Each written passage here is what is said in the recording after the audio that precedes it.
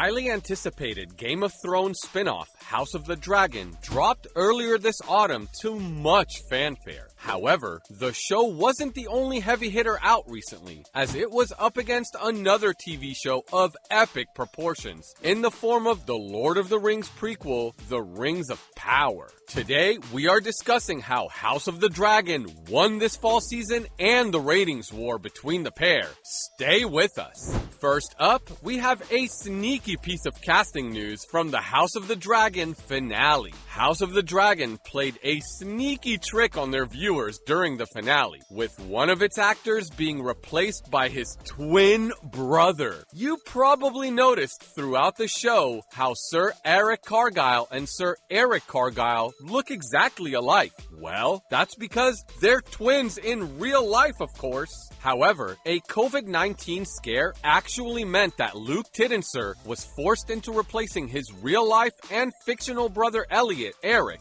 in one particular scene in the finale. Elliot unfortunately tested positive in the week leading up to the big scene, meaning they had to replace him. Thankfully, they had a guy who looked exactly the same as Elliot right on set, his brother Luke.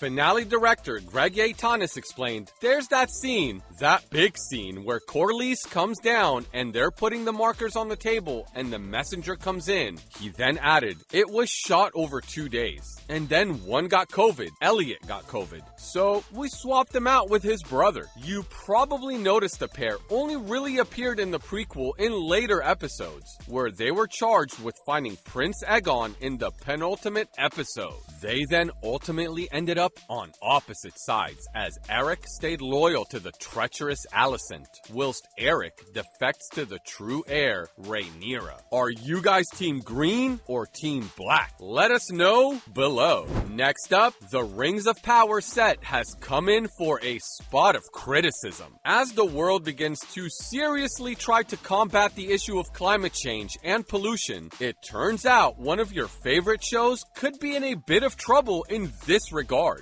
As the Rings of Power production rolled into New Zealand to film recently, some set workers have claimed that the show is in serious breach of some local regulations. Of course, any Lord of the Rings spin-off is going to be big budget, meaning millions have been spent on elaborate set designs. Leaves made of woven polyester, snow made from polystyrene, and soil constructed from plastic and bark chips all reportedly ended up in local landfills, which is an egregious waste of resources. I mean, why not just film the natural landscape? Workers admitted that the show has had serious environmental impact, including increased emissions and a lot of excess waste. They also claimed that most workers feel as though they cannot speak out about the gross misuse of pollutants for fear of being blacklisted and missing out on work on future projects. Some workers who were interviewed by The Guardian said that they felt as though the production could and should be doing more, with one calling the situation appalling. Were you guys aware of this? So what about the battle between House of the Dragons and the Rings of Power? Stay tuned. There were dissenting voices in some corners of the internet who claimed that, quite simply, House of the Dragon was boring. The show about dragons didn't appear to even have any dragons in it, apart from right at the end. It was therefore described as labored and not having enough action, but others disagree. However, even among those who enjoyed the show, there is a school of thought that it only excelled due to its competition, The Rings of Power. The Lord of the Rings prequel show was roundly criticized, as it seems as though Game of Thrones fans are beginning to realize that their show about the Targaryen dynasty simply wasn't that good and benefited from their rival dropping the ball. When looking at House of the Dragon, set 200 years before the events of Game of Thrones, it's easy to see why some have been quick to criticize.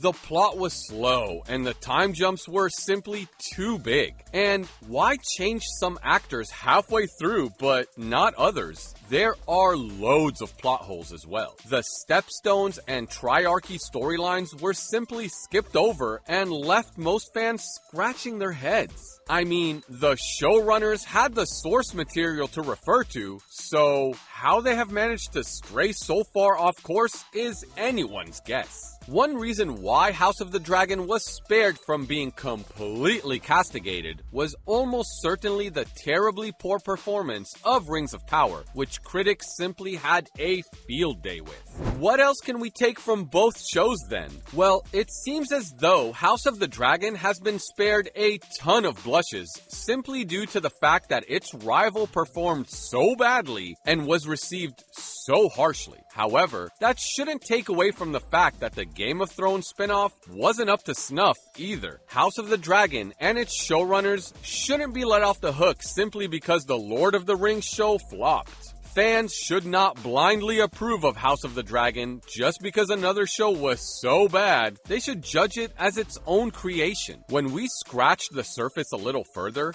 both shows really suffer from the same problems: unlikable characters, a slow and convoluted plot, and a lack of action. As an example, Rhaenyra starts off sweet and innocent, but is corrupted by her own determination to become queen. By the end of season 1, she simply isn't a nice, likable character. Of course, this isn't a show which necessarily wants us to like its characters, but it would be nice to have someone to root for. Undoubtedly, House of the Dragon was the better fall show of 2022, but we should not let our judgment be clouded about the show just because of its competition. What did you guys make of House of the Dragon compared with the Rings of Power? Let us know below. We're talking ratings next. Don't go anywhere. As we all well know, the battle for audience eyeballs is huge these days, given the sheer amount of streaming services and content available to viewers.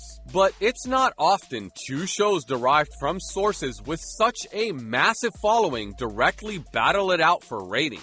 But that is exactly what happened this fall as House of the Dragon rallied all of Westernos to go to war with the Rings of Power. So, who came out on top? Audience were treated to a TV bonanza at the end of August and beginning of September as both shows dropped within a week of each other. And it was inevitable the two would be compared as they both came from established shows and are also a similar genre. And while both have received plenty of reviews all across the internet, House of the Dragon easily outperformed the Rings of Power where IMDb ratings are concerned, with the Game of Thrones prequel receiving an 8.6 rating to the Rings of Power 6.9 out of 10. The House of the Dragon rating means it is level with some heavy-hitting shows such as Stranger Things and House of Cards, which again is pretty generous in our opinion, but what do we know? Rotten Tomatoes appeared to back up IMDb's rating with an 85% approval rating. The Rings of Power also performed pretty well on Rotten Tomatoes, but audiences were much less impressed with the Lord of the Rings spinoff.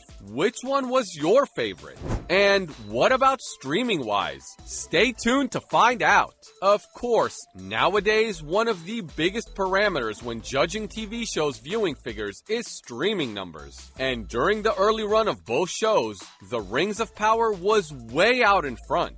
In the week between August 29th and September 4th, the Rings of Power attracted 1.3 billion minutes of viewing, compared to the 781 million minutes enjoyed by House of the Dragon. Both shows started strongly, but there was a clear winner from the outset. However, it's safe to say it didn't carry on that way towards the end, as the Targaryen spinoff pulled it back. Between September 19th and September 25th, House of the Dragon enjoyed more than 1 billion minutes, whilst The Rings of Power was just slightly behind with 997 million minutes. Unfortunately, none of these numbers take into account the huge amount of fans who tune in weekly on their regular TV sets, so the numbers might be slightly skewed. Another good metric, though, is the social media engagement each show has attracted. The Rings of Power might have the edge in minutes watched, but House of the Dragon is enjoying a much stronger run on social media.